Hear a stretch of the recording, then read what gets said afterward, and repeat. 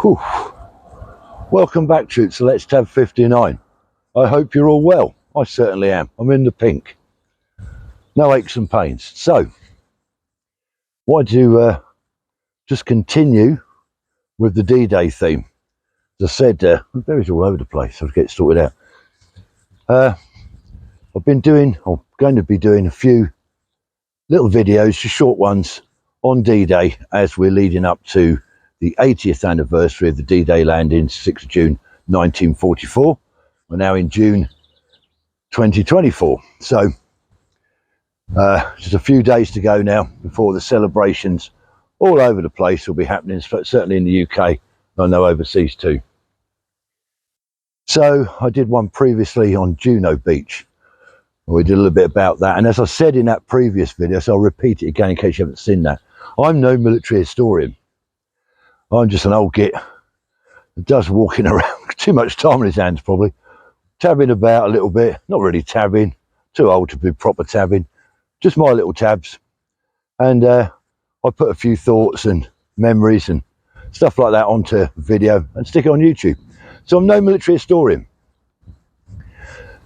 So with that out of the way, what we're going to talk to you about today, I want to talk about Gold Beach. As you know, there was 5 beaches as the objectives on D-Day for the Allied landing force. I covered Juno, which is mainly Canadians. Today I wanted to cover Gold Beach.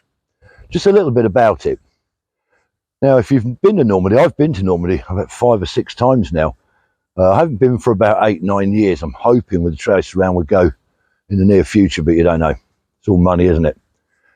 But if you haven't been, well worth a visit.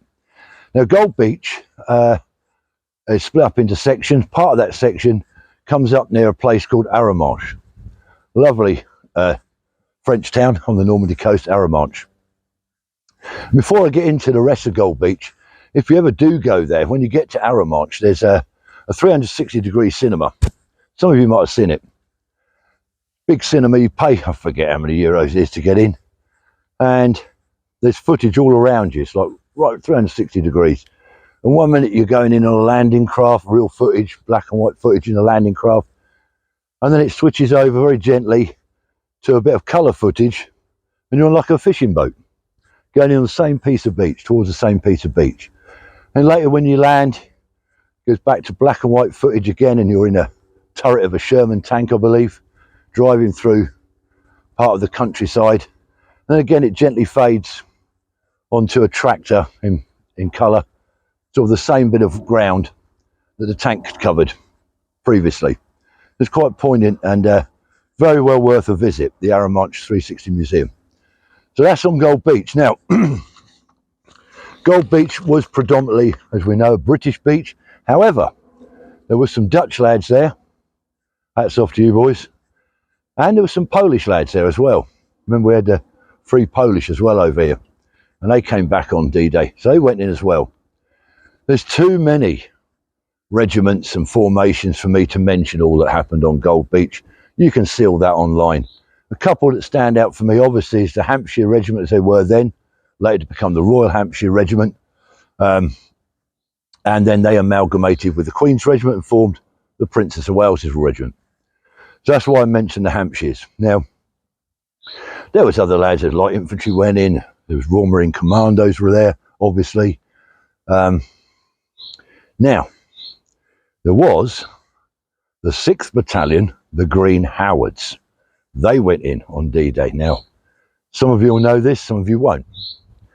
Amongst the 6th Battalion, the Green Howards, I believe it was D Company, was a gentleman called W02 Company Sergeant Major Stanley Hollis, VC. That's right, Victoria Cross. W02 Hollis was the only soldier on D-Day to win a Victoria Cross, Britain's highest award for valour. So it's a bit like the American Medal of Honor. So the highest award. It's the only one that won on D-Day. Again, if you go online, you can see a citation of what he did. Very, very brave man. Survived the war. And if you go on YouTube, as I say, you can hear him actually as a recording of him talking. Very brave man. He stormed some positions on his own, taking all sorts out. I did a battlefield tour before I left the army, and our commanding officer took us down to and followed the trail of the Green Howards and where Stanley Hollis went, and picking out all the salient points of the different actions that accumulated up to him winning the Victoria Cross. So that's really well worth a visit. Casualties on the day, Gold Beach, about 1,100 casualties. Obviously that's a mixture of killed in action, missing in action and wounded in action, but 11,000 is quite heavy. So also there, I said I wouldn't mention all the regiments, but just a couple that spring to mind because I've got some friends that have got connections to that. South Wales Borderers. That's right. They're boys from Zulu, the South Wales Borderers. They were there on the day, so well done to Welsh. South Wales Borderers. Men of Harlech, in they went against the Boche this time. That's very good. Light infantry boys were there as well. The actual division was the 50th Northumberland Division that went in for the Brits on there. And then, in fact, the 50th Division, the 50th Northumberland Division, were probably the most experienced troops, British troops certainly, on D-Day, because they'd seen action all over the place.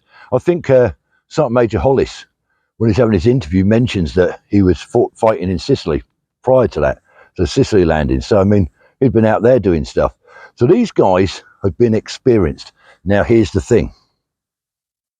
If you've never been into action before and your first action is going to be D-Day, yes, of course you're going to be anxious and nervous. And I'm not obviously speaking from experience. This is what I've seen and read and watched on TV, YouTube, etc.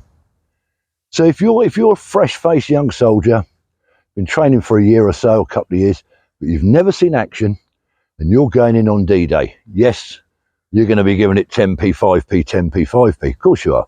We all were. Everybody does when they go into action. But imagine if you're an experienced soldier, like a lot of these lads were in the 50th Division, like WO2 Stanley Hollis.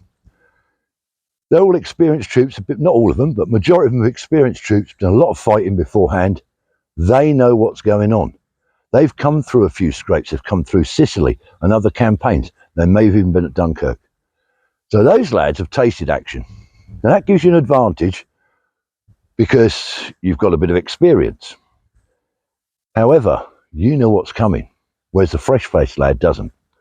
That's pretty tough. You survive a few nasty scrapes in action, and then you're going in again on the big one, D-Day. That must have been tough on the lads, but they did it all the same. Of course they did. So, a little bit then on Gold Beach. Now, as I say, there's Dutch lads there, alongside the British, and some Polish lads there as well. So, before I go, I'm going to pay tribute to all the lads on Gold Beach nearly 80 years ago. Get my flask open. Just to everybody, if you've got a relative, a distant relative that may have gone up Gold Beach, if you know about it, if you've got one, research it, find out where he was. But if you know it was one of your family, maybe he's even still alive, bless him. And they went up on Gold Beach on D-Day.